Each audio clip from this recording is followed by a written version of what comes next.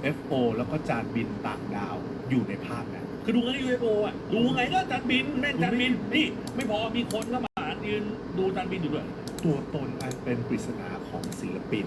กราฟฟิตี้จากประเทศอังกฤษชื่อเสียงโด่งดังมากนั่นก็คือแบงซี่นั่นเองมันคลาสสิฟายมากๆเลยนะข้อมูลเนี่ยคือทั้งคู่สำหรับมุมมองและเหตุผลที่สรุปได้ว่าเป็นไปไม่ได้ครับที่แวนโกะนั้นจะลงมือยิงตัวเองทำให้ตัวเองเสียชีวิตคือเชื่อว่ามันเป็นการฆาตกรรมสวัสดีครับเทคตันอะไรดูแบบสวัสดีครับสวัสดีนะครับพีทีพลอยสวัสดีครับสวัสดีครับคุณมาสวัสดีครับเบบี้มินจีสวัสดีครับผมสวัสดีครับพบกันอีกครั้งนะครับในรายการเพิ่งตื่นครับช่องไทยรัฐสตูดิโอครับกับผมเผือกสมรเหมือนเดิมครับวันนี้ก็เราจะหยิบเรื่องราวที่ยากจะเชื่อแต่หลายคนเขาอยากจะเชื่อครับทฤษฎีสมคบเสียงดังไปบอกได้นะฮะเสียงจากทั่วทุกมุมโลกเอามาเล่าให้ทุกคนฟังเหมือนเดิมซึ่งต้องบอกก่อนครับว่าโดยปกติแล้วรายการ I Want to Believe ของเราเนี่ยจะหยิบเรื่องราวยากจะเชื่อที่เกิดการพูดถึงขึ้นมาในสาขาที่มันวิทยาศาสตร์เป็นส่วนใหญ่นะครับซึ่งก็มันเป็นเพราะว่ามันเป็นศาสตร์ที่มีหลักฐานในการรองรับทฤษฎีขึ้นมาว่าอาจจะเป็นความจริงได้แล้วก็ยังเป็นศาสตร์ที่มีหลักฐานว่าข้อโต้แย้งล้างทฤษฎีให้เป็นเพียงแค่เรื่องราวที่คนเขาอยากจะเชื่อเท่านั้นแล้วมันก็ถือว่าเป็นสาขาที่เกิดทฤษฎีสมคบคิดมากที่สุดเป็นระดับขอมากหน้าแป๊บนึงนะผมเพิ่งตื่นนี้ครับไม่ได้มาจากสายวิทยาศาสตร์โดยตรงแต่ว่าเป็นอีกหนึ่งสาขาที่มีเรื่องราวทฤษฎีสมคบคิดอยู่เยอะเหมือนกันครับ Morning Routine ที่คนทั่วโลกนั้นให้ความสนใจตื่นเช้ามาทำอะไรบ้างจนถึงปัจจุบันด้วยนั่นก็คือเรื่องราวทฤษฎีสมคบคิดที่เกิดขึ้นในวงการศิลปะนั่นเองและเมื่อในวันนี้เราจะคุยกันเรื่องของทฤษฎีสมคบคิดที่เกิดขึ้นในแวดวงของศิลปะก็เลยชวนแขกรับเชิญที่เป็นหนึ่งในผู้คร่ำวอดครับอยู่ในวงการศิลปะนะครับมาเป็นเวลากว่า500 ปีกินข้าวแล้วหรือยังเลย no มาร่วมพูดคุยครับคุณฮ่องเต้ครับผม not yet สวัสดีครับอาร์ตออฟฮ่องเต้จะแนะนำตัวครับทำอะไรอยู่ eat after ก็มาแดกปกติครับชื่อฮ่องเต้ครับ this hair care routine สื่อในช่องทางต่างๆในชื่อเดียวกันเดี๋ยวกินข้าวนะ YouTube ศิลปะก็เป็นขาที่เราทำมาโดยตลอด lunch แล้วก็ยิ่งโตขึ้นยิ่งอายุมากขึ้นก็ยิ่งสนใจเหงาเลยครับวันนี้ทำไมเหงาอ่ะในเชิงต่างๆยิ่งได้ทำรายการชื่อศิลปะหลักเป็นไรหรอในจอร์ดกับอิสระต่างๆ I'm watching Bad Guy Boys right now wow thank you behind the painting behind the art behind do you like it มันสำคัญมันไม่ได้สำคัญในแง่ที่ว่ากูต้องรู้เรื่องนี้คุณต้องรู้เรื่องนี้นะไม่รู้ก็ได้ครับเพราะงานศิลปะมันก็ตั้งอยู่อย่างนั้นเวลาคุณเห็นภาพเลยดูแล้วก็รู้สึกกับมันแต่เมื่อคุณรู้เรื่องราวรู้ที่มาที่ไปรู้เมคเกอร์มันรู้เรื่องจริงโคตรดาร์กที่ซ่อนอยู่ในจักรวาลฮันนิบาลตัวฮันนิบาลเล็กยืนรอผล DNA อะไรเงี้ยมันเป็นไปไม่ได้ DNA เป็นเดือนนู่นแบบเต็มที่ก็2-3 วีคกว่าจะได้ผลนะครับก็ยืนรอในห้องแลบได้คุยกันเรื่องนี้มันไม่ได้อะวันนี้คราวนี้พอด้วยความที่วันนี้เราจะได้คุยกันเรื่องเกี่ยวกับอาชญากรรมแน่นอนแหละว่าเชิญอาจารย์มาขนาดนี้หนึ่งในภาพยนตร์ที่เรียกได้ว่าขึ้นหิ้งระดับตำนานนะครับที่ใครที่ชอบเรื่องราวเกี่ยวกับฆาตกรหนังที่เป็นหนังเกี่ยวกับเชิงจิตวิทยาลุ้นระทึกเนี่ยบอกเลยว่าต้องเคยดูภาพยนตร์เรื่องนี้ครับเพราะในวันนี้เราจะพาทุกคนครับไปล้วงลึกเรื่องจริงโคตรดาร์กที่ซ่อนอยู่ในจักรวาลฮันนิบาลเพื่อเป็นการเคลียร์วันนี้ไม่ได้ร้องไห้เหมือนวันแรกครับฮันนิบาลเลกเตอร์เนี่ยมีตัวตนจริงๆไหมคนนี้มีตัวตนจริงไหมผมว่าตัวฮันนิบาลเลกเตอร์เลยเป็นตัวละครที่ถูกสร้างขึ้นมาแต่มีบางคนไปจีนหรอก่อนนี้ก็จะสร้างตัวละครสร้างนิยายเรื่องนี้ขึ้นมาเขาศึกษาและอ้างอิงจากคาแรคเตอร์ thank you for the gift นะครับผมหนึ่งตัวละครอาจจะทำไมผมพูดช้าจังเลยอ่ะซึ่งเราจะมาแกะให้ทุกคนได้ฟังแต่ก่อนจะเป็นตรงนั้นเนี่ยต้นกำเนิดของฮันนิบาลคืออะไรหนังมีกี่ภาคเพื่อที่คนจะได้เข้าใจว่าวันนี้เราจะคุยกันเริ่มต้นยังไงแล้วซีนที่เราเอามาแต่ละซีนเนี่ยจะเอามาจากฮันนิบาลภาคไหนกันบ้างนะครับฮันนิบาลนะครับเป็นนิวนิยายที่แต่งขึ้นซึ่งได้ไอเดียมาจากฆาตกรเยอะมากมายครับเล่มแรกที่เขาเขียนขึ้นมาชื่อว่า Red Dragon ผู้เขียนคือโทมัสแฮร์ริสเขียนออกมาตั้งแต่ปี1900 1900 What are you watching? I'm watching หลัง about จากที่เขาเขียน เรื่องแรกออกมาในนวนิยายเรื่อง Red Dragon เนี่ยก็มีคนเอามา About the ทำเป็น Hannibal ภาพยนตร์ books ครั้งแรกเลยนะครับ มีชื่อว่า Manhunter ออกมาในปี 1986 แต่ปรากฏว่าหนังเรื่องนั้นทำออกมา It's ดีนะ like เสียงวิจารณ์ดี แต่ behavior of เจ๊งไง murderer, ผมคิดว่าหนังดี something ห like ลาย that, ๆเรื่อง like เข้ามารู้ทีหลังว่า psychopath หนังเรื่องนั้น behavior. อย่างเรื่องเนี่ยอย่าง Shawshank Redemption เนี่ยคือในช่วงที่ออกมาคือเป็นหนังผมใช้คำว่าหนังถูกใจนักวิจารณ์ แต่อาจ What จะไม่ได้ mass are you using? เอาจจะไปชนหนังใหญ่เลยผมจำไม่ได้ว่าหนังนี้คำนี้สุดท้ายคือ the Lululan, หนังเนี่ยเจ๋ง you ถึ know. งขนาดที่ว่าตัวคนที่ถือลิขสิทธิ์ดรฮันนิบาลเลกเตอร์เนี่ย Hello, ตอน Eri. ที่คนมาขอไปทำทีห I'm ลัง fine. เอาไปเลยเอาไปทำเลย How are you? ทำไปครั้งก่อนผมเจ็บมากกับเรื่อง ส นี้ วัสดี เลย นะครับ หลังจากนั้น เรนโบว์สวัสดีครั รา บ วๆ5 ปีครับในปี 1991 กิน ได้ ข้าวกั มี นยัง กา ครั ร บผม สร้างหนังเกี่ยวกับฮันนิบาลเลกเตอร์ขึ้นมาอีกครั้ง คราวนี้เปลี่ยนชื่อ อย่างที่ผมบอกเมื่อกี้ตอนที่เขาไปขอผู้สร้างเดิมที่สร้างแมนฮันเตอร์เอาไปเลยอย่าไปทำเอาไปทำเลยเพราะว่าผมครั้งก่อนผมไม่รอดนะ ครั้งนี้เขาเลยไปทำครับเป็นหนังที่มีชื่อว่า The Silence Love you of too. the Lamb The Silence of the Lamb เนี่ยเป็นภาพยนตร์ที่เรียกได้ว่าประสบความสำเร็จสูงมากๆ ในรางวัลออสการ์เขาจะมีสิ่งที่เรียกว่า Big Five ก็คือภาพยนตร์ดีเด่นภาพยนตร์ยอดเยี่ยมนักแสดงนำชายยอดเยี่ยมนำหญิงยอดเยี่ยมร่วมกับยอดเยี่ยมบทภาพยนตร์ดัดแปลงยอดเยี่ยม ทำไมไม่ไปกินข้าวกันน่ะ ดังเปรี้ยงป้างแล้วประสบความสำเร็จขนาดนี้ครับซึ่งตรงนี้ผมจะเรียงลำดับภาพยนตร์นะครับจะมีทั้งหมด4 เรื่องแรกก็คือ Hannibal Rising ปีที่ออกฉายคือปี 2007 ทำทีหลังแต่ย้อนกลับไปไกลสุดก็คือตอนที่เป็นจุดเริ่มต้นของดรฮันนิบาลตั้งแต่วันที่เขาเป็นเด็ก พบกับความสูญเสียและพบกับปมสำคัญที่เปลี่ยนเขาให้กลายมาเป็นฆาตกร เหมือนหลับในอยู่เลยตอนเนี้ย 2 คือ Red Dragon Red Dragon เนี่ยออกมาปี 2002 ครับ จะเป็นยุคที่ เหมือนนั่งหลับในอะ ถูกจั ต บ อนนี้ฉันกำลังกินลันช์ แล้วก็จะมีเรื่อง ว้าร าว ว ในตรงนั้น อันที่ 3 คือนี่เลยครับ The Silence of the Lamb จะเป็นเรื่องราวเกี่ยวกับ FBI How it สืบสวนคนหนึ่ง tastes. ที่เข้าไป Is ขอ it ความช่วยเหลือ delicious? จากดรฮันนิบาลจนสุดท้ายดร แอ ฮัน ป นิบาล คุณ ทำอะไร แอป สัก ขอบ อย่าง คุณกิฟต์นะครับผมตกใจทำไม มา อ่ะ ปิดท้ายที่ฮันนิบาล นี้เป็น ปี 2001 morning ฮัน routine นิบาลเนี่ยหนีไปครับ มันเป็นภาคต่อ I'm fine. Did you enjoy the food for the other days? Oh, from you? คดีนั่นนี่ Thank you so much. คนที่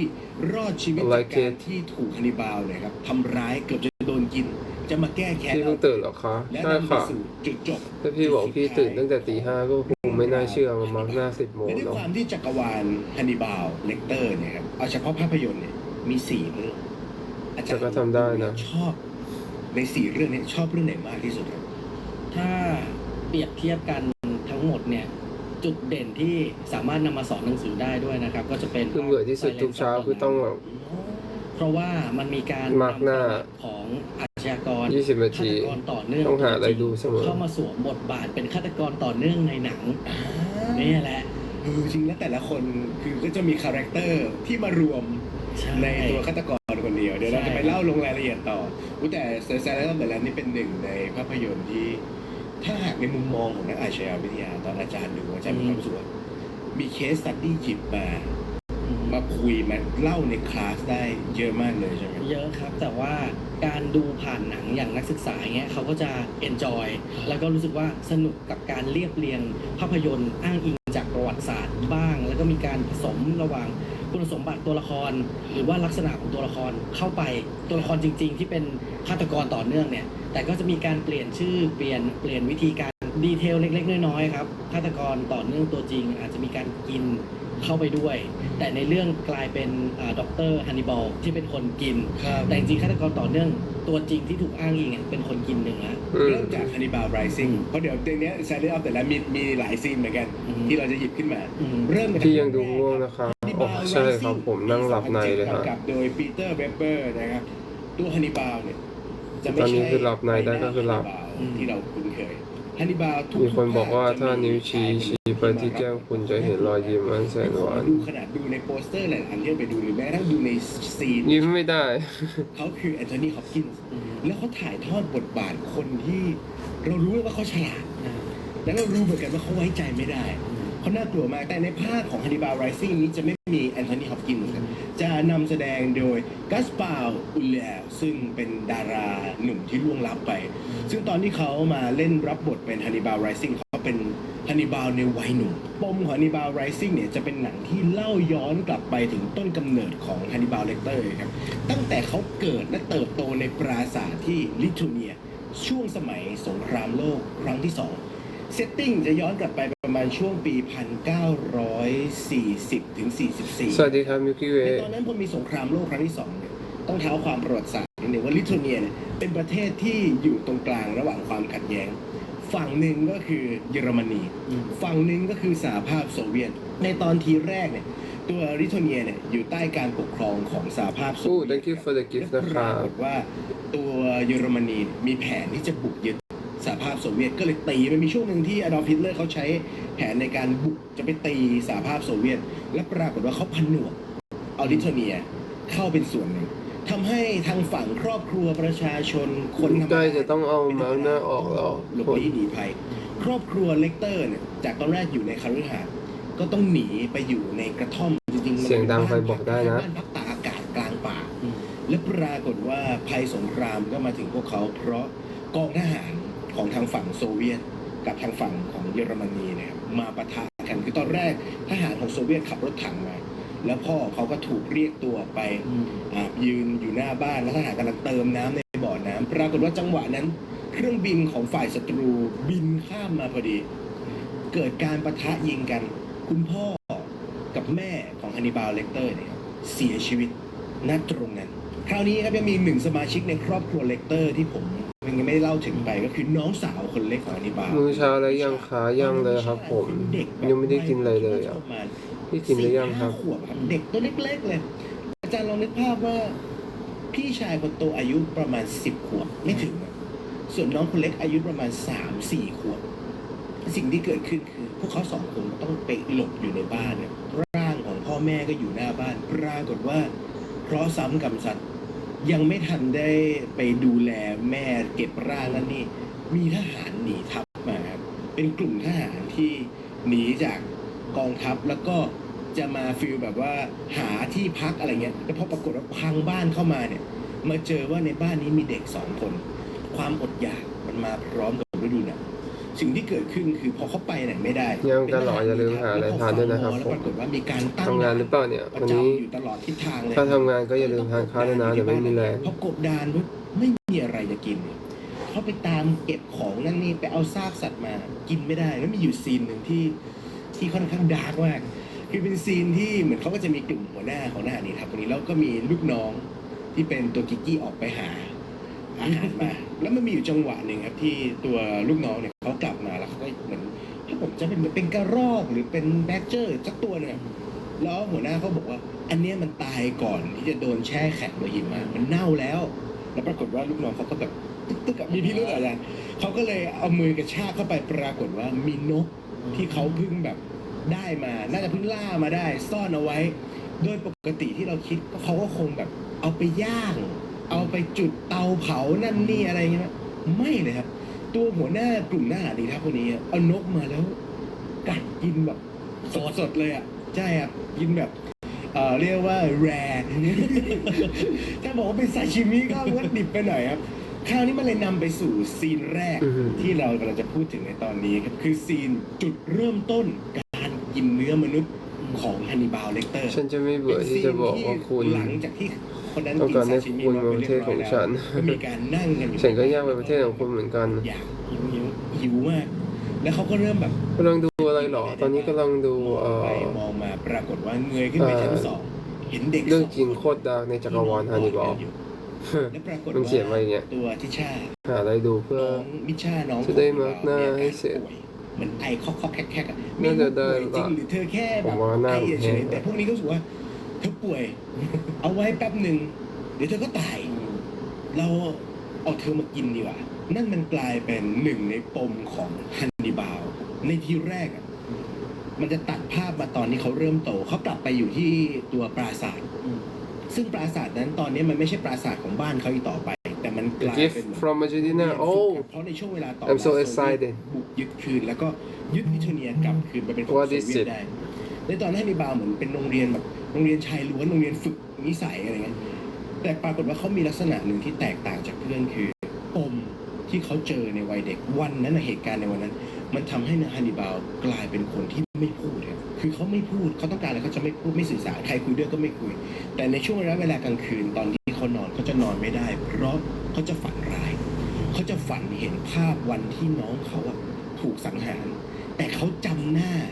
คนที่ฆ่าน้องเขาอะและกินน้องเขาไม่ได้เขาจะเห็นเป็นเหมือนภาพลางๆมากๆและนี่คือเรื่องราวของเขาเรื่องนี้คือฮันนิบาลก็จะระหกระเหเร่ร่อนไปเจอกับญาติไปเจอกับครอบครัวที่ยังเหลืออยู่ของเขาและเขาก็จะใช้สารเคมีอะไรบางอย่างทำให้เขาสามารถกลับไประลึกได้ว่าวันนั้นนะมีใครบ้างแล้ว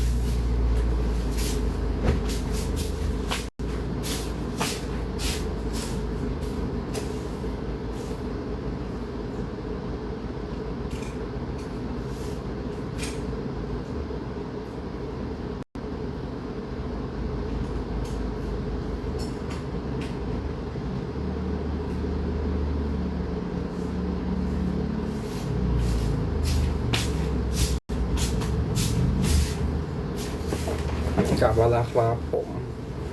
ทาครีมแป๊บ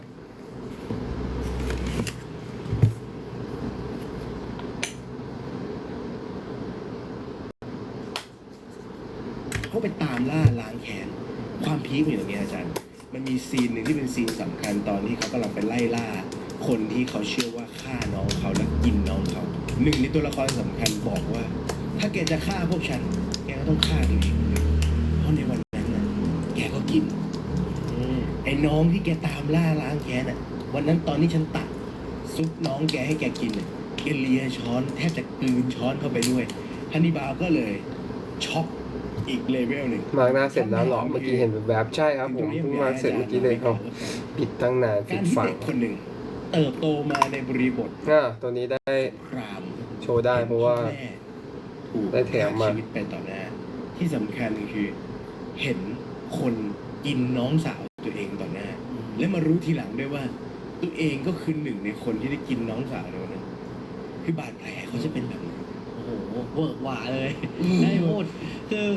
ถ้าเป็นคนที่ ใช่ รู้ ดีครับสวยๆสวัสดีครับเพิ่งตื่นเลยอ่ะ น่าจะเหลือแต่โครง เพิ่งมาร์กหน้าเสร็จเมื่อกี้เองอ่ะยังแบบนั่งหลับในอยู่เลย บางทีเวลาโดนเรื่องเล็กๆน้อยๆเนี่ยมันแค่เรื่องเล็กๆนะมันเป็นปมฝังลึกอยู่นาน อาจจะต่อชีวิต แต่อันนี้คือโดนหลายอย่าง นี่ตื่นเช้ามากๆ แตต่อหน้า น้องสาวถูกต่อหน้า แถมมารู้อีกว่าตัวเองกินเนื้อน้องสาวเข้าไปโอ้โหมันผมขอพูดเป็น4อาการเลยแล้วกันครับ อาการแรกคือYou have complex solo gift PTSD do you wanna คื hint อนอกจากเป็น PTSD หรือ I want a little bit Post-traumatic stress disorder หรือภาวะเขาเรียกว่า พี่กาฟังอะไรคะ โรคสะ กิน เทือน น้องสาวตัวเองอ๋อ เครียดหลัง เป็นเรื่องเกี่ยวกับ อันนี้สะเทือน ฮันนิบาลเลกเตอร์ครับผม ซ้อน ใช่ทับซ้อนแล้วก็ ผมไม่รู้ว่าเป็นเรื่องจริงหรือเปล่าแต่มันเป็นหนังสือ ซ้ำๆเนี่ยครับมันก็จะเกิดเป็นภาพจำที่ถูกฝังไว้ในความทรงจำระยะยาว เวลาฝันมันก็จะเป็นความเครียดภายใต้ความกดดันของจิตใจ มันก็จะเอาภาพนั้นมาฉายซ้ำไม่ว่าจะเป็น คือผมชอบช่วงนี้ผมชอบดูอาจารย์ตริน มีทั้งเสียงมีทั้งกลิ่นเข้ามารบกวนเด็กก็จะ ชอบเรื่องจิตวิทยา หวาดระแวงไม่ไว้ใจใครผวาแล้วก็เครียดนะครับทำให้เป็นปมภายในจิตใจ ส่วนใหญ่ฆาตกรต่อเนื่องไม่ใช่แค่เคสนี้นะหลายๆเคสก็มีสภาวะ PTSD นี่แหละ เป็นภาพความจำที่มันสยดสยองหรือว่าความเศร้ามากๆ หรือบางรายนะครับ ถ้ามีเรื่องที่สะเทือนใจมากๆ สมอง ผิว ปิด สวยไม่ซื้อใช้ตังค์มาได้นะครับผม สมองสามารถไปสร้าง ไม่ได้ ตัว สป ต อน นหรือ ผม อั ด้วย ตลักษณ์ใหม่ขึ้นมาได้เลยครับ ให้เขาหลีกหนีจากความทรงจำที่เจ็บปวดนั้น แต่ก็ เหมือนคือประมาณว่า ดู สภาพ เองนะ จิต ว่า ใจ คืออะไร เนี่ยไม่สามารถรับความจ จ ริงห ริ รือง ความเจ็บปวดจากบาดแผล ที่ผมใช้ก็ไม่ได้มีราคาสูงอะไรเวอร์วังแบบ ไปเริ่มใหม่ เขาจะแบนในห้างขนาดนั้นนะเอา บาง จ ค ริ น งๆ ก็ แล้ว สร้างอัตลักษณ์ที่ ผม ไม่ ใช้แบบ เพศสภาพตัวเองก็มี ทั่วไปมากๆเลยนะ อย่างเด็กผู้ชายถ้าแบบเจอเรื่องสะเทือนขวัญมากๆอาจจะโดนลวนลามทางเพศคุกคามทางเพศเขาอาจจะสร้างอัตลักษณ์ขึ้นมาใหม่เป็นผู้หญิง ที่อาจจะมีความนุ่มนิ่มอ่อนโยนนะครับ ซึ่งในเคสแบบเนี้ยในอัตลักษณ์ ผู้หญิงที่เป็นเคสสตัดดี้ที่ประเทศออสเตรเลียเนี่ยชื่อเจนนี่มีเคสหนึ่งมีทั้งหมด 2,500 อัตลักษณ์ จำเคสนี้ได้ที่เธอโดนล่วงละเมิดจนแบบถ้าจำไม่ผิดเหมือนกั แล้วยิ่งช่วงนี้ผมแบบนั่งดูไอ แล้วเธอต้อง ซีรีส์ Netflix เรื่อง Monster อะ รักแหละต่าง ใช่ เรื่องเกี่ยวกับเอ็ดกีนที่เคยเล่าไปว่าชอบอะ ใช่ เขาไปดูชีวิตจริงๆแล้วแบบ อัตลักษณ์ที่แย ดู ก ต่อไม่ได้ดูยาก เขจะมี มาว าก มทรงจำของอีกอัตลักษณ์หนึงนะเช่นตอนที่อีก ผมนี่น่าจะไม่ใช่ทางหนัง เขาจะ แบ มี บ ความทรงจำ แนวแบบ อยู่ในนั้น แนวฆาตกร คือจะแย คอก ต ขาด ก จาก ร กันอย่างสิ้นเชิง โรคจิต คือสมอง แบบ เรามัน นี้ มันม เท่า หั ไหร่ ศจรรย์มากมันไม่อยาก ดู ให้ ยากมาก เจ้ คนที่ชอบดูแบบดูแล้วรู้สึกเป็นยังไงเลยลองกดลิงก์มาบอกผมหน่อย ตัวตนขึ้นมาใหม่ ไม่รู้ในนี้จะมีหรือเปล่า คือถ้าเป็นเรื่องสปลิตอย่างเงี้ย แต่แบบส่วนตัวไม่ได้เลยอะ ที่เป็น ดูแล้วแบบ ฆาตกรใช่ไหมครับ อ่ะ มีทั้งหมด เครียด 24 บุคลิกภาพ ซึ่งแต่ก่อนเนี่ย 24 บุคลิกภาพการวินิจฉัยอาการทางจิตหรือโรคทางบุคลิกภาพเนี่ยยัง จากเรื่ เรีย อก ง ว่า อะไร บุ นะ คลิกภาพอยู่ ใช่ เรียกว่าโรคหลายบุคลิก multiple เมื่อไหร่พี่กาจะมีซีรีส์ใหม่ครับ ใช่ MPD MPD แต่ณปัจจุบันนี้ ถ้าบอกไปแล้วหนูจะตกใจ เคสที่ออสเตรเลียเนี่ยเขาเปลี่ยนชื่อโร คื ค อมัน แล้วครับเพราะปัจจุบันเนี้ย คำถามที่หนูถามมัน ให้คนหนึ่งคน มันจะได้ มีหลายบุลิกภาพ คำตอบ อืม คุณอยู่กับ ไว แฟน ไว คุณจะ แบบ เป็นหมา ไวมากๆแบบที่ไม่น่าเชื่อเลยอะ แต่พออยู่กับเพื่อนหูหยาบคาย แต่พี่ยังบอกไม่ได้แต่แบบ ใครไปกลัว เนี่ยแหละมันคือ พี่รับประกันว่าหนูจะได้ดูแน่นอน และทำให้คนคนหนึ่งสามารถมีหลายบุคลิกได้ ไม่ใช่อาการป่วย เขาจะเปลี่ยนชื่อโรคครับ จากโรคMPD multiple personality disorder เป็นโรค DID แทน เดี๋ยวย่อมาจากอะไรนะ dissociative พรุ่งนี้ก็เร็วไป หลายอัตลักษณ์ คือเปลี่ยนกับคำว่า อ๋อ รู้แล้วลืมอะไรโถฉันทายคลิปกัน แยกขาดไปเลย ใช่ จริงๆแล้วในเรื่องราวจักรวาลข ฉั อง นเอาทาไอ้ครีมทาตัวตอนกลางคืนมาทาตอนเช้า ที่มีลักษณะแบบนี้เลย ลืม จะไป เลย เจาะลึกกันเขาว่าเขามีปมอะไรมันเกิดอะไรขึ้นกับเขา เพราะว่าเรารีบใส่เสื้อปกติเรามาร์กหน้าเราไม่ค่อยใส่เสื้อร้อน มันจะ เท่าไหร่ เป็นไปได้จริงๆไหมที่เรา อันนี้ใส่เสื้อมาไลฟ์ เหตุการณ์ที่มันรุนแรงมากๆเจ็บปวดมาก เลยลืมเลยอะว่าต้อง จำไม่ได้อย่างเคสเนี้ย ต้องทา ตัวฮาดิบาล ครีมกันแดด จำไม่ เมื่อ ได้ กี้ไปทาครีม กินน้องตัวเองเข้าไป คืออาการเนี้ยค ตอน รับ กลาง เรา คืน เรียกว่ามันเป็นกลไกทางจิต เราเรียกว่า ต้องไปทาใหม่ dissociative amnesia amnesia คือ ไป การ ทาใหม่ก่อนนะทุกคน อันนี้คื แป๊ อบ หนึ ส ง ภาวะ เดี๋ยวมา แยกตัวตนออก แยกความทรงจำออกทำให้เลือกจำเฉพาะเหตุการณ์ที่รู้สึกว่าตัวเองเป็นเหยื่อ แต่พอเหตุการณ์ที่ตัวเองไปทำเองจริงๆเนี่ยก็คือจำไม่ได้ ร่างกายลบออก เพราะเขาไม่สามารถรับ ไม่ได้ สภาพตรงนั้นได้นะ ใช่ คือเขาอาจจะจำไม่ได้เฉยๆ ไม่ได้สร้างอัตลักษณ์ขึ้นมาใหม่ครับ คือมันสามารถเป็นร่วมกันได้ระหว่างสองอย่างนี้หรือว่าเป็นอย่างใดอย่างหนึ่ง ในเคสเนี้ยอาจจะไม่ได้มีหลายอัตลักษณ์ แค่จำเหตุการณ์ที่มันรุนแรงไม่ได้ ก็คล้ายๆเหมือนเป็นแยกย่อยออกมาจาก PTSD ครับ แล้วคราวนี้ก็เลือกจำเฉพาะเหตุการณ์ที่ฉันเป็นเหยื่อนะ ฉันโดนกระทำมันเป็นบริบทของสงครามและความอดอยากเนาะ มันก็เลยอยู่ใน survival mode ครับ ร่างกายต้องเอาตัวรอดอ่ะ มันก็เลยจะต้องทำ แต่อย่างทหารที่ผ่านสงครามมาการอยู่ในสงครามก็เป็นหนึ่งในสถานการณ์ที่เผชิญกับความเครียดสูงบางทีการที่เราต้องฆ่าชีวิตมนุษย์ด้วยกัน มันก็ทำให้คนหลาย ๆ คนที่กลับมาจากสงครามมีสภาวะ PTSD กลับมาบางคนเนี่ยได้ยินเสียงดังไม่ได้ ได้ยินเสียงเฮลิคอปเตอร์ไม่ได้เลยผวาคราวนี้ในกรณีของพลเรือนชาวบ้านหรือแม้กระทั่งอย่างฮาริบาวที่เป็นเด็กในตอนนั้นเนี่ย คิดว่าเขาจะได้รับผลกระทบไงบ้างถ้าแม้ว่าเขาจะไม่รบในสงครามโดยตรงบาดแผลที่เขาได้รับเอาจริงๆแล้วหากเปรียบเทียบกับทหารเนาะมีครับ เป็นเหมือนกันและรุนแรงมากกว่าด้วย เพราะว่าทหารเนี่ยมีการฝึกให้ได้ยินเสียงปืน เสียงระเบิด มีความคุ้นชินกับสภาพความรุนแรง มีการเตรียมพร้อมสภาพจิตใจ แต่ในเด็กผู้หญิงหรือชาวบ้านทั่วไปเนี่ย หากเจอเหตุการณ์แบบเนี้ยช็อกหนักกว่าเดิมครับลุ่งลิ่งเลย มันทิ้งบาดแผลแล้วเวลาเราไปดูบทสัมภาษณ์ของคนที่ผ่านช่วงยุคสมัยสงครามมาหรือเคยอยู่ในช่วงความขัดแย้งหลายคนจะพูดเป็นเสียงเดียวกันว่าเจ็บปวดมากหลายคนเขาสูญเสียคนที่รักไปในสงครามนี่มันเป็นบาดแผลที่ฝัง ใช่ครับ ฝังเข้ามา ไอ้ภาพความทรงจำแบบเนี้ยมันติดทนมาตลอดไปเนี่ยคือสภาวะจิตใจมนุษย์เราเนี่ยสัญชาตญาณเราจะมีการป้องกันการเจ็บปวด แล้วก็พยายามเอาตัวรอดอยู่ตลอดเวลา ครับ ดังนั้นสิ่งที่ทำให้เราเจ็บปวดกลัวเกลียด มันจะฝังลึกครับ ลึกกว่าสิ่งที่ทำให้เรามีความสุข จริงคราวนี้ครับกลับมาเรื่องของ Hannibal Rising ครับเหตุการณ์นี้นะครับเซตติ้งได้รับแรงบันดาลใจมาจากเรื่องจริงเลยนะคือการปิดล้อมเลนินกราดในสมัยสงครามโลกครั้งที่2ครับการปิดล้อมในครั้งนั้นอาจารย์ช่วงสงครามโลกที่2กองทัพเยอรมัน ปิดล้อมด้วยนิงการ์ดถ้าบางคนเรียกนิงการ์ดคือตรงไหน See you จริงๆแล้วคือ Sako หนึ่งในอดีตเมืองหลวงของรัสเซียคือเซนต์ปีเตอร์เบิร์ก อืม เป็นเมืองใหญ่มาก เป็นเมืองอุตสาหกรรมที่มีประชากรในตอนนั้น หืม 3 ล้าน ฉีดปากทำไม และ ดู เมื แบ อบ งใหญ่ขนาดนี้ ผมเข้ม ปิดล้อมโดยกองทัพเยอรมันแล้วเขาบอกว่ากองทัพเยอรมันในตอนนั้นมีแผนคือพวกเขาจะไม่บุกเข้าไปในเมืองมันใหญ่เกิน คนเยอะเกิน บ๊ายบาย การบุกยึดใช้ทรัพยากรเยอะเกินไปเขาใช้ color วิธี look การ great on you ตัดท่อ No, ลำเลียง I don't ทุก like ช่อง this ทาง color ของนี้ระเบิดทุกสะพานปิดทุกถนน anything that is การโจมตีทางอากาศ not ทั้งหมด for me ทำลายที่จะส่งพวกทรัพยากรส่งสาธารณูปโภคส่งอาหารต่างๆ อาจารย์ลองนึกภาพว่าคน3 ล้านคน ลงไลน์กี่โมงคะแต่คิดถึงยังไง ในเมืองนั้น และมีอาหารเหลือให้กินแค่30 วัน อืม แต่เลนินกราดครับถูก ที่จะ ปิ ส ด วยหรือ ล้อ ที่จะหล่อ มเป็นระยะเวลาทั้งสิ้นเกือบ เป็นทั้งคู่เลยนะครับ 500 วัน เอาเวลาเป๊ะๆคือ สวัสดีครับตาต้า 872 วัน ในตอนนั้นครับ ดูซิว่าเสียงก่อนเพิ่งตื่นจะเป็นยังไง อดอยากถึง แล้วเราจะกินข้าวกันด้วย มี เน ร อะ องเท้าหนังเอารองเท้าหนังมาต้มกิน โซฟาหนังอีดออกมาต้มกิน การปันส่วนของแป้งในตอนนั้นคือขนมปังครับเขาบอกว่าได้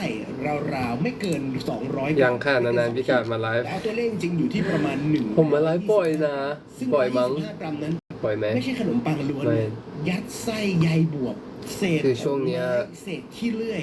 เพื่อเป็นการเหมือน จะบอกว่า เพิ่มน้ำหนักเพิ่มคือในตอน น้ำหนั นั้น ก มีปัญหา ล เรื่อง งคน แบ ที่ บ ปันส่วนทรัพยากร 5 โลภายใน 2 อาทิตย์ มันก็เลยกลาย จนน่ากลัวมากๆเลยทุกคน 125เนี่ยแต่จริงๆแล้วข้างในนั้นเป็นขี้เลื่อยซะแบบ50หรือ75ให้กินเนี่ยมันเลยกลายเป็นว่าสภาวะอดอยากมันมาแล้วบวกกับ เพราะว่าออกกำลังกายหนัก ผมเชื่อ มาก ว่าหลายคนรู้ดีว่า ๆแต่น้ำหนักลงแบบ มันหนาวถึงขนาดที่ ไวมากๆจนตกใจเราก็ตกใจเหมือนกัน แข็งรัสเซียหน้าหนาวในตอนนั้นมันทำให้เขาขาดพวกไม้ Your hair look beautiful like this คนตายในตอนนั้นเขาบอกว่าสี เลยจะแบบว่า ประเมินกัน ดู พลเรือน ไม่ค่อยมีเรี่ยวมีแรงเท่าไหร่ ราว1.5 ล้านเกือบครึ่งเมืองจริงๆเกินครึ่งเมืองเสียด้วยซ้ำเพราะตัวเลขจริงที่ออกมาในภายหลังนี้เย ยั อะ งไงบ้างไม่เจอเลยครับ แล้ว ผ มัน ม ได้เกิดปรากฏการณ์ ก็สบายดีครับผม ช่วงนี้อาจจะหนักนิดหน่อย เพราะคนไม่มีอะไรจะกิน ดูไม่มีเรี่ยวไม่มีแรง อาจจะดูไม่อะไรเหมือนเดิม ใช้พลังงาน ไม่ เย มี อะ อะไรจะกินพวกเราเอาผนังบ้านเรามากินหมดแล้ว พอเพิ่งตื่นใช่ไหมใช่ส่วนหนึ่งด้วย สัตว์เลี้ยงหมาแมว นี่ชีวิตไม่เคย อะไรที่มีหัวใจ น้ำหนัก เต้นได้ที่ไม่ใช่ 63มาก่อนในชีวิตเลย สอง อันนี้น้ำหนัก คน 63อ่ะ ที่ป่วยจนตาย อึ้งจน เขาแบ่งการกินออกเป็น งงว่าป่วยหรือเปล่า สงแบบคือเขาบอกว่ากินคนที่ตายแล้ว คือตายเสร็จปุ๊บค่อยเอาเนื้อมากินกับล่า ทำไมหน้าดูไม่สดชื่นเลยเพิ่งตื่น เฉพาะ ผมเพิ่งตื่น ใน ผมเพิ่ง ช่ว ทาครีมอะไรเสร็จเมื่อกี้ 900วันมีเคสที่เขามา เลยแบบว่าดูแบบมึนๆง่วงๆอยู่ 1,500 กว่าคนที่ถูกกล่าว เพราะว่าเช้ามาก เป็นกินคนคราวนี้อาจารย์ ไม่เช้ามากหรอกสำหรับผมแต่เพียงแค่ไม่เคยมาไลฟ์ตอนแบบเวลาขนาดนี้ปกติจะแบบมา10 โมงอะแต่นี้มาตั้งแต่9 โมงปะ เราเพิ่งมากิน ไม่แน่ใจ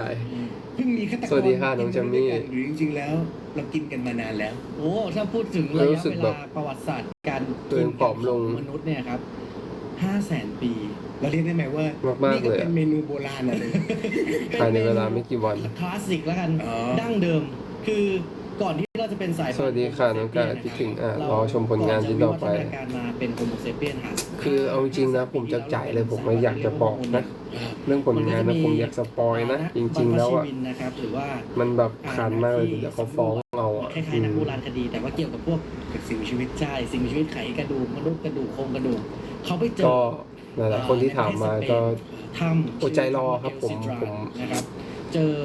อดใจรออีกแค่แบบ ซึ่ง นิดเดียวอะ ไขกระดูก นิดเดียวจริงๆนะเว้ย ไม่ทราบว่ามีอายุ 500,000 ปี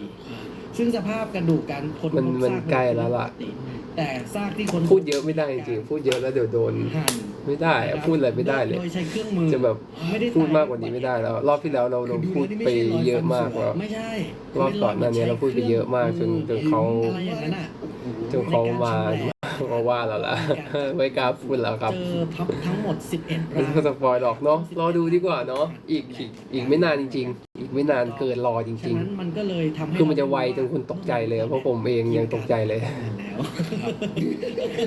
พออาจารย์ลงเสียงต่ำแล้ว สวัสดีครับแม่เจี๊ยบ คิดว่ามันมีกินหลายกินจริงๆนะคือ คราวนี้พอเราขึ้นไปแต่แสดงว่าตอนนั้นเราก็ไม่รู้ว่ามนุษย์กลุ่มนั้นที่ถูกทานถูกรับประทานเขากินเพราะว่า ก็ใครที่รอซีรีส์ตอนนี้ก็คือรอต่อไปแต่เป็นการรอที่ คือการ บอกเลยว่ามี มนุษย์ด้วยกันเองอะครับมันเป็นส่วนหนึ่งของ เป็นการรอที่คาดหวังได้ หลากหลาย คาดหวังได้ ทางด้านประวัติศาสตร์ขึ้นอยู่กับแต่ละพื้นที่ทั่วโลกอย่างศตวรรษที่8 แกน่าเคมากตัวเล็กมากแน่ๆใช่เพราะว่าเนี่ยก็จริงๆผมไม่เคยน้ำหนัก63มาก่อนเลยในชีวิตตอนนี้น้ำหนัก63ซึ่ง 15นะครับ เพิ่งรู้ว่าตัวเองสามารถจะหน้า ของมนุษย์ เล็กได้ขนาดนี้ กินแล้วจะรักษาโรคภัย ที่ผ่านมาเราอ้วน เราเรียกว่า หรอ มัมเมีย น้ำหนัก มัม 65 เมี เนี่ย ย เนี่ยคือ อ้วนเหรอ เอามนุษย์ไปทำให้มันเป็นผงก่อน แค่2 โลคือแก้มเกิมหน้าเนื้อคือปอกไปหมด แต่ เล ว่าย ไอ้มัมเมียของแท้ต้องนำเข้าจากอียิปต์ ครับ ไอ้มัมเมียนี่ยังน้อยนะ พี่กาดยังจุดๆๆอยู่ใช่ไหมคะในซีรีส์ใช่ครับผมแน่นอนครับ โบราณนะครับชาวกรีกโรมันโบราณเนี่ยคือชื่อเฮโรโดตัส ใครที่คิดถึงก็รอไปก่อนนะครับผมรออีกไม่กี่อึดใจจริงๆอีกแค่หนึ่ง ก็ไปศึกษา หนึ่งอึดเท่านั้นแหละ ศึกษาไปที่ชน อีกแค่หนึ่งอึดใจเท่านั้น อันโดรฟากี ครับ อันโดรฟากีแปลว่ามนุษย์ที่กินคน โคลอมเบียเรา ปัจจุบันนี้ในเกาะปาปัวนิวกินียังมีอยู่นะ ครับไม่ไกลเราเลย ชื่อกลุ่มว่าแคริก แคริก แคริก อันนี้เขากินกันแบบไหนอาจารย์ ยิ่งช่วงนี้ใครเป็นเหมือนกันบ้างแบบว่ากินข้าวไม่เป็นเวลาแล้วท้องจะเริ่มเหมือนโคกคามันคืออาการอะไรเพราะว่าเราเริ่มอายุมากขึ้นแล้วอะไรแปลกๆกับร่างกายก็เริ่มมาเนาะ คือผมเคย อยากรู้มากเลยเป็นเพราะอะไรอ่ะ วัฒนธรรมการกินเนื้อมัน อาจจะเรียนได้ก็ได้คนไลฟ์ ว่ามัน ครับ กินกันแบบ ค่ายอื่นเริ่มมากันแล้วอุ้ย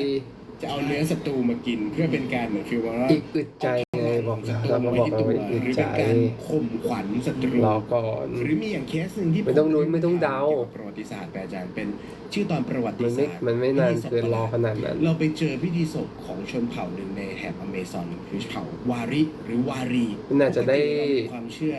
วิธีการทำศพของเราคือ เนี่ยเราอะชอบสปอยอะเราเป็นคนชอบสปอย เผาไปหรือบางค จริ น งๆ ที่มีความเชื่ออีกแบบหนึ่งก็จะกลับสู่ดิน เราเกิด คือเรารู้แล้วเว้ย ฝังลงดินแต่ แม่งเราบอกว่าเรารู้ที่นี่แต่เขาก็ ถ้าพอ อยากรู้ตามไม่เราไม่รู้อะไรเลยเว้ย อย่าเอาพ่อ แต่เราพอจะเดาได้เว้ย เปื้อนดินกิน ว่ามันจะมาใน ใช่กินให้หมด วันไหน กินให้หมด เออ แต่เขาอ่ะจะมีเงื่อนไขนะชนเผ่านี้ครับเขาบอกว่า เออ สิ่งที่เลวร้ายที่สุด มันจะเป็นช่วงๆที่ นั่นแหละ คือตายไปแล้ว ช่วงที่คนเขามอบของขวัญกัน บอก น่ะ ว่าตายแล้วผมจะไม่ทำมัมมี่ผมจะทำลายร่างคุณ อันนี้ก็เป็นของขวัญของพวกเรา ที่รุนแรงกว่าความตาย อันนี้ก็เหมือนกัน เขาบอกว่าหลังจากที่มีคนในครอบครัวสมาชิกเสียชีวิตเนี่ยเขาจะมีพิธีกรรมใน ปก การ ติก็ไม่ทานข้าวเช้าละ ของส่วนนั้น นี่ตอนนี้ต้องทานละไม่งั้นไม่ไหว มาให้ญาติห่างๆ อ กิ ยู่ น ทีนี้เธอหยุดโอเคหยุดนะหยุดแล้วพอละไม่สปอยละ เพราะเขาบอกว่าบรรพบุรุษของเราเนี่ยเวลา ไม่สปอยล์ พ่ ละ อบุรุษตายไป ผม เขา เกิ เชื่อน ในเทพแห่ง ผมเกินเลยเหรอ เขาบอกว่า ยังไม่ได้กินข้าวไงตอนนี้เช้าเพิ่งตื่นเลยยังไม่ได้กินข้าวเลยแบบว่า เป็นเหมือนวัฏจักร สู้ ของธรรมชาติอะไรเงี้ยนั่นหมายความว่าความเชื่อหรือมุมมองต่อการ และปวดท้อง กิน อะ เนื้อมนุษย์ด้วยกัน เป็นเพราะว่าเราไม่ได้ เรา กิ ต้อน ง ข้าว คุย เป็ กัน น เว ก่อน ลา ว่าอยู่ในวัฒนธรรมไหน ใช่ อยู่ในบริบทใด ต้องครับ เพราะในหลาย ๆ เคสอย่างที่เลนินกราดเขากินเพราะว่าอดอยากอันนี้คือซีนแรกซีนเดียวจาก โอลาเอเบริน เรื่อง เอเบริ เหลื น ออีก3เรื่องและอีกหลายซีนคราวนี้ครับมาต่อกันที่เรื่องต่อมาอันนี้อย่างที่ผมบอกนะเราจะเรียงกันตามไทม์ไลน์การเติบโตของฮันนิบาลเรื่องที่ 2 คือ Red Dragon ครับออกมาในปี 2002 ครับกำกับโดย Brett Ratner ครับคนที่เข้ามา เทคแคร์นะคะ YouTube นะ FBI คนหนึ่งที่เก่งมากๆคือเอ็ดเวิร์ดดอร์ตันครับรับบทวิลแกรแฮมเป็น FBI ที่เขาสามารถมองในมุมเดียวกันกับเลนส์เดียวกันกับคนที่เป็นอาชญากร โอลา ก่อนคือ โซฟี ขณะที่หัวหน้าเขาบอกว่าเคสแบบนี้ต้องคุณ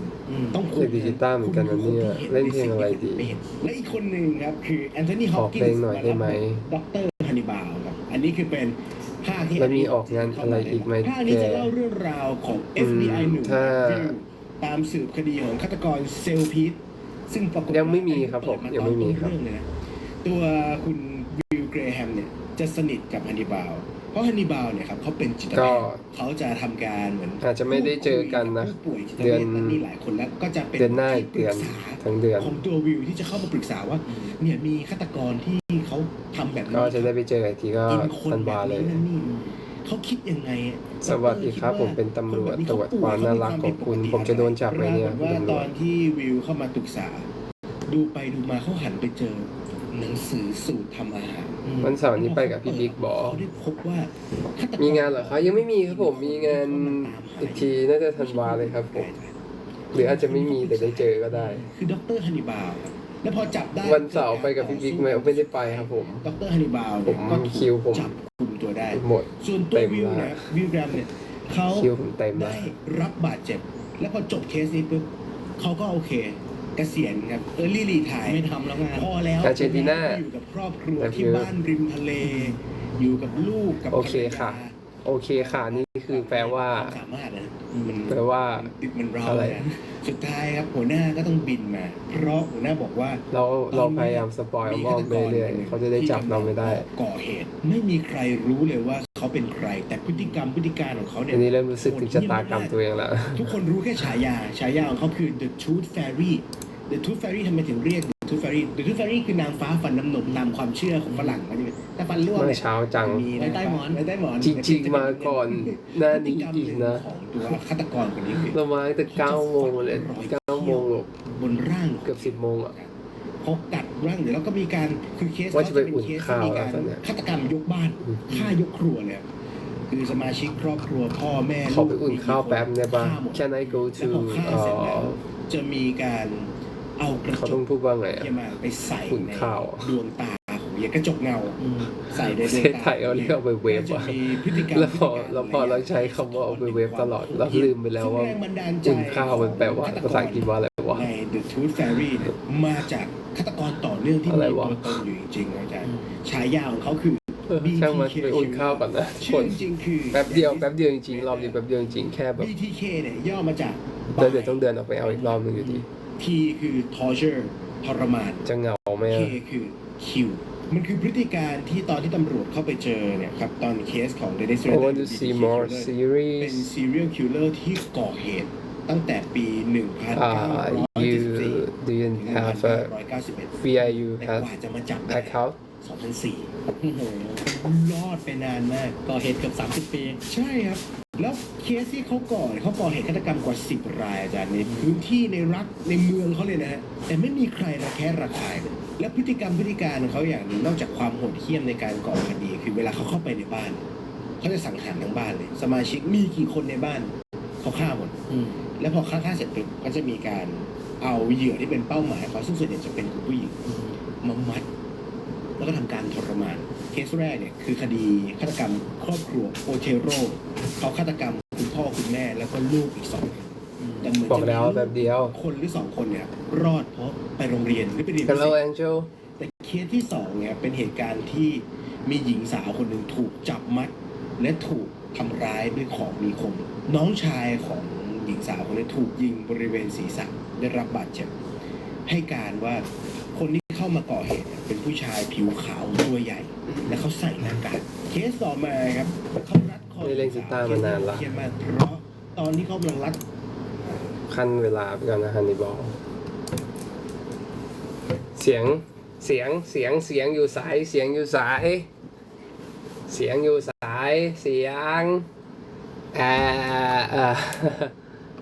โอ้ยเสียง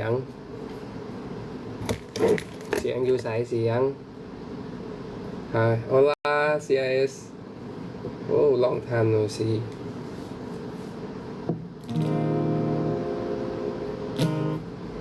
ซิมินสวัสดีครับต้องแกล้งยิ้มเมื่อเธอจากไปส่งแววตาแทนความห่วงใยคำลาพอในเธอนั้นโชคดีอยู่กับฉันมันมีแต่เศร้าอยู่กับเขาเธอคงสุขใจเพราะเขาคงไม่ทำร้ายให้เธอบอบช้ำผิดที่ฉันรักเธอไม่พอไม่ขอแก้ตัวสักคำคู่แล้วที่ต้องส่งเธอให้เขาไปฝากให้เขารักเธอมากกว่าฉันให้นานจนวันสุดท้ายฝากให้เขาปลอบโยนหัวใจในวันที่โลกนี้ใจร้ายให้รักเธอเป็นหน้าที่เขาให้รักเราที่ฉัน ต้องรับไว้เจ็บแต่คุ้มที่เธอสุขใจ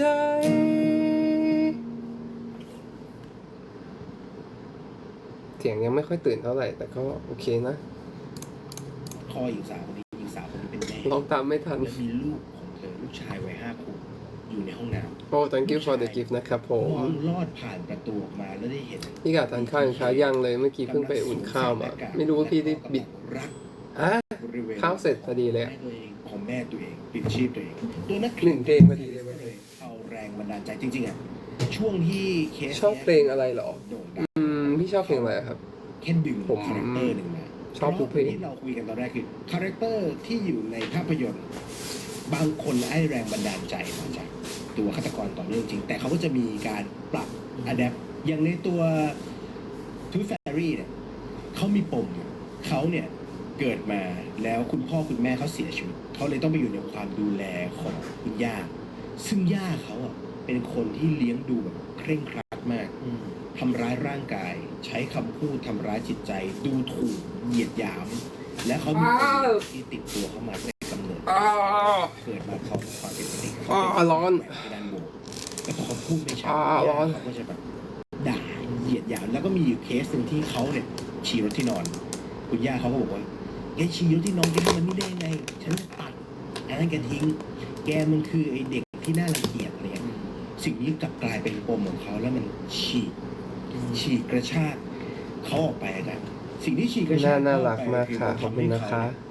รู้สึกว่าเขา ได้อะไรทานคะ เขา ได้ แยกตัวออกจาก บะหมี่ เขาแตก แห้ง ต่างจากเด็กคนอื่น ห ซึ่ มู งอั เด้ น ง เนี้ย ค่ะ มันมีความคล้ายคลึง ครับ กันกับ BTK เออ แต่ BTK ไม่มีความผิดปกติทางร่างกายโตมาในครอบครัวที่ นี่เราชอบกินบะหมี่แบบนี้มากเลยอะบะหมี่ โอเค ปอ อบอุ่น แต่เส้นมัน แต่เขา โดนเวฟมันเลยสุกเกินไปละ ในใจเขาเคยมีการสัมภาษณ์ในภายหลังเดน ข นิ อบ ส คุณกิฟต์นะครับ โอ ค ลู รั้งแรกที่เขาได้รู้ว่าเขาชอบหรือสิ่งนี้มันกระตุ้น What are you eating I'm eating คุณแม่ noodle ลุกขึ้นมาจากโซฟา อ่า บ้านมีโซฟาแล้วปรากฏ egg ว่า noodle แหวนแม่มือติดตรงร่องโซฟา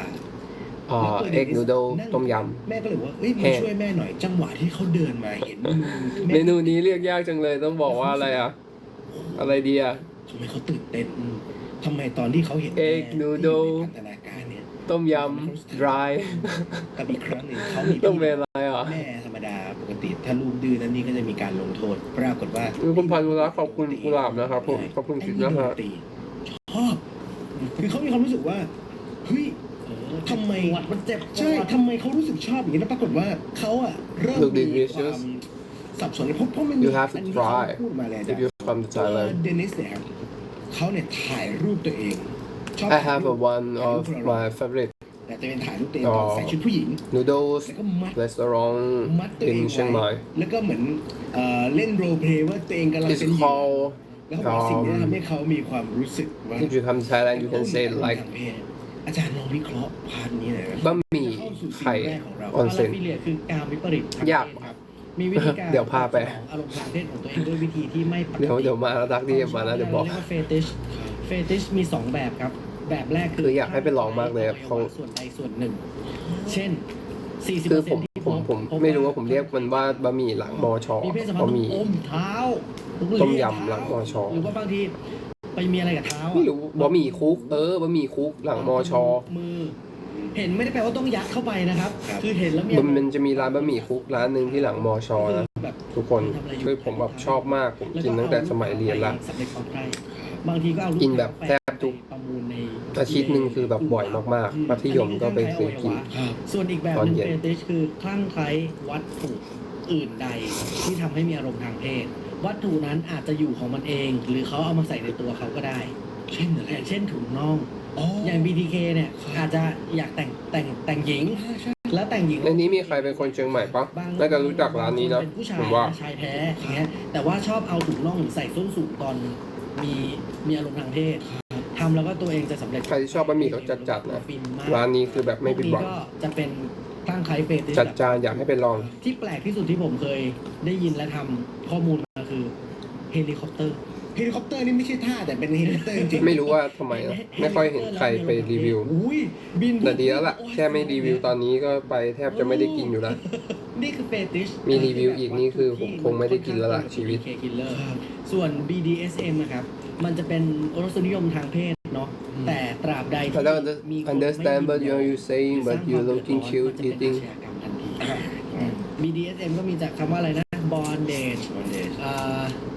discipline ก็คือการมัด ครับ พันธนาการ การ S sadism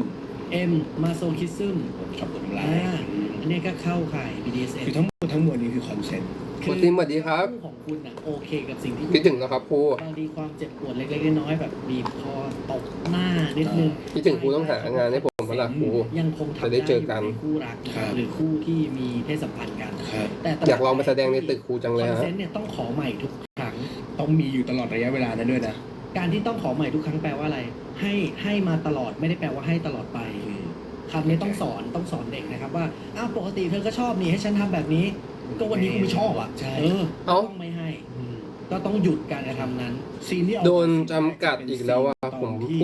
พูดอะไรผิด เขา บอ ชื่อก ว่าฟรานซิส ทำไมผมโดน เขาถอดเสื้อ โดนแบนโดนบล็อกอีกแล้วอะ ของเขาอะเป็นลาย โดนจำกัดการเข้าชมอีกแล้ว ถอดแล้วมันจะดูเป็นเหมือนโซ่ เออ ไม่ใช่มังกรนี่จะเป็นเหมือนเกล็ดปีเขานั่นนี่เพราะ ปกแป้งสวัสดีจ้า เชื่อว่าตัวเองเนี่ย เกิดแต่กับเราตลอดเลยอะ เปลี่ยนผ่านให้กลายเป็ อั น นนี้เข้าเช้าใช่ไหมครับใช่ครับ คือเขาบอกว่าวิธีการในการที่จะเปลี่ยนผ่านของเขาคือการเนี่ยแหละคลาดเอาชีวิตอารมณ์หายใจของเด็กและปรากฏว่าซีนเนี้ยมันเป็นซีน If ที่เราจะได้ I can ร่าง recommend ซึ่ง three ในที Thai แรก food อะผมดูตอนนี้ อืม จำไม่ได้ว่าคนนี้เป็นใคร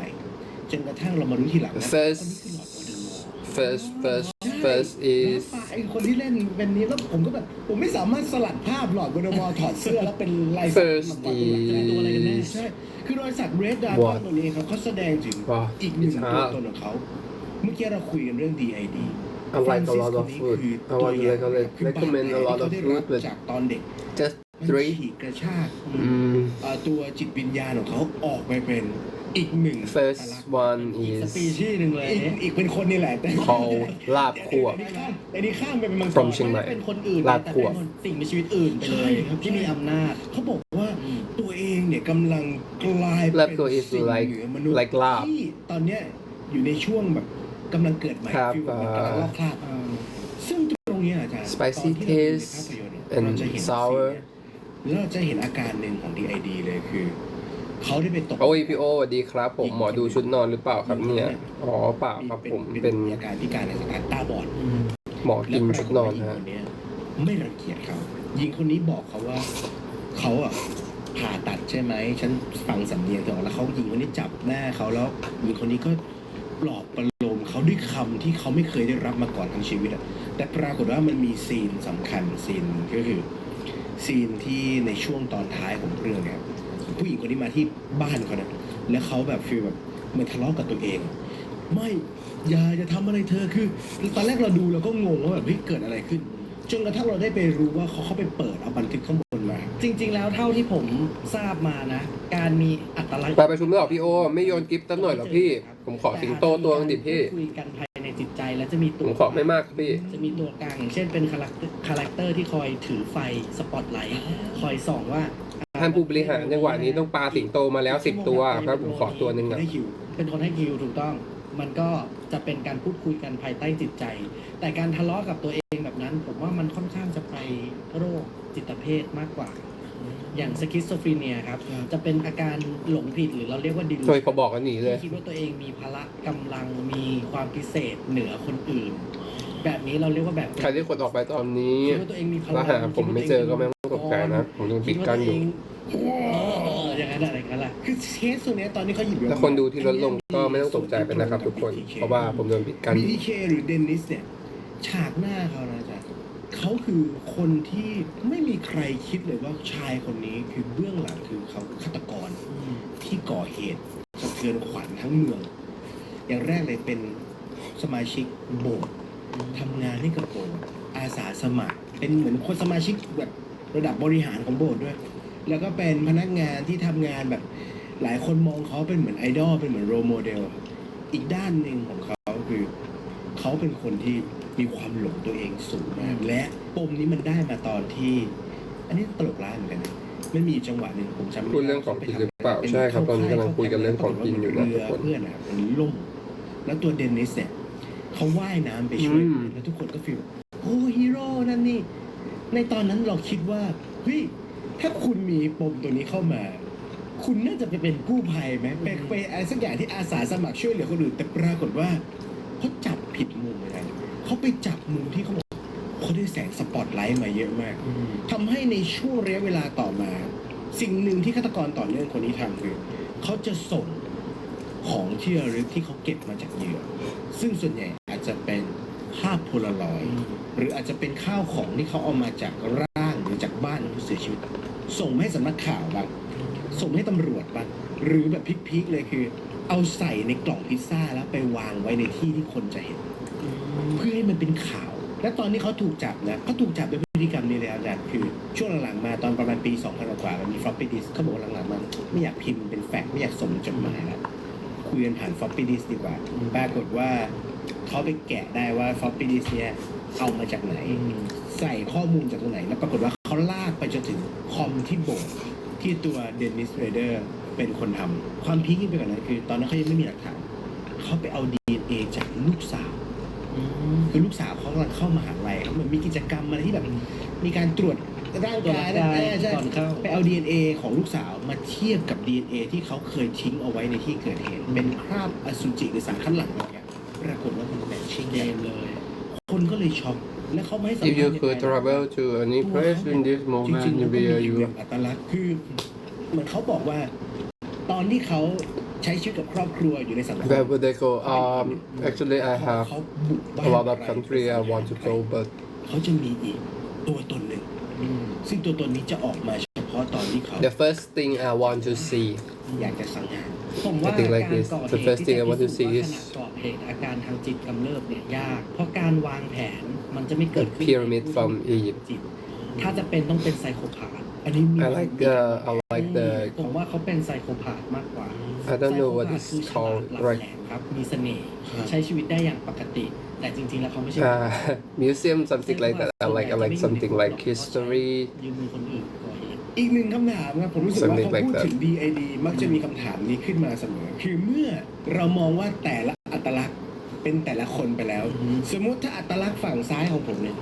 ไปก่อคดี อ๋อ อาชญากรรม เขาเรียกว่า tomb ก่อคดี yeah ครับและอัตลักษณ์ฝั่ง อะไร ขวาของผมอะ about ไม่ได้รับ ancient tomb ไม่ได้ยินยอม something like that ผมต้องติดคุกไป ไม่ กับ รู้พูด มัน ถูก นะครับ บอก โรคทางจิตเนี่ยความผิดปกติทางระบบประสาทหรือทางสมองครับ มันตรวจได้ ฉะนั้นหากคุณ หายไปนานเลยน้องกาด ก่อเหตุอาการ นี่ไงกลับมาแล้วแต่เดี๋ยวเราก็ไปแล้วนะ ม่สามารถควบคุมตัวเองได้เลย อันนี้ก็อาจจะเป็นเหตุบรรเทาโทษ มีความผิด เพราะโดนปิดกั้นอีกแล้วอะ ได้เพราะเคสที่ งงมากเลยอ่ะ เดินละเมอหลับละเมอแล้วไปฆ่าคนนะครับ ไม่ต้องรับโทษก็มี อ่า แต่ต้องพิสูจน์ได้จริง ๆ ว่าคลื่นสมองของคุณขนาด แล้วก็ตอนที่เราโดนแบนตลอดเลย พีเรียดเนี้ยมันไม่ปกติ ซึ่งหลายคนชอบคิดว่าการแกล้งเป็นบ้า หรือการแกล้งเป็นโรคทางจิตจะทำให้คุณรอดจากคดีอาญายาก ต่อเองเป็นอะไรกับ อย่าง ข้าว ซึ อ่ะ มเศร้า ไม่ว่าจะเป็นซึมเศร้าเนี่ยชอบเป็นข้ออ้างนะซึมเศร้าไม่ได้ไปฆ่าใครนะครับ อย่าอ้างเลย เออ คนที่ป่วยจริงๆเนี่ยสุดท้ายมันเป็นการสร้าง แม่เหมียวสวัสดีครับ เหมือนที่อาจารย์บอกไงซึมเศร้าไม่ได้ไปทำร้ายใครซึมเศร้าไม่ได้ไปฆ่าใคร ส่วนใหญ่จะทำร้ายตัวเอง ครับ แล้วก็อย่างไบโพล่าอย่างเงี้ยหรือโรคภาวะระเบิดอารมณ์เนี่ยครับคุณต้องพิสูจน์ได้ว่าขณะที่คุณทำร้ายร่างกายคนอื่นก่อเหตุเนี่ยมันคืออาการที่คุณไม่รู้ตัวกำเริบแต่ส่วนใหญ่การวางแผนต้องมาจากคนมีสติสัมปชัญญะอันนี้วางแผนส่งแผ่นดิสคอปปี้ส่งของมีสติอยู่แล้ว อ๋อเหมือนกับตัวนี้แหละฟรานซิสเหตุผลที่ฟรานซิสสามารถเข้าในบ้านเหยื่อรู้จักทุกอย่างของบ้านเหยื่อเพราะตัวฟรานซิสครับแม้เขาจะเป็นคนเก็บตัวแต่งานของเขาคืองานตรวจโฮมวิดีโอ